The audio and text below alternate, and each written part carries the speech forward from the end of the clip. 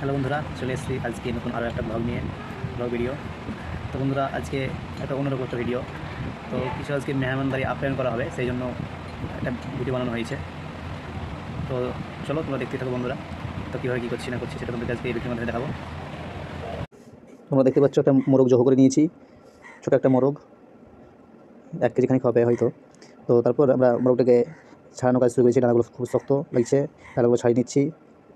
ডানাগুলো একটু শক্তই লাগছে, শক্ত মতো লাগছে পাখনা ডানা। তো তোমরা দেখতে পাচ্ছ ডানাগুলো সব ছাড়ানোর কাজ চলছে। তারপর আমাদের পেঁয়াজ কাটানোর কাজ চলছে, পেঁয়াজগুলো সব কেটে নিচ্ছি।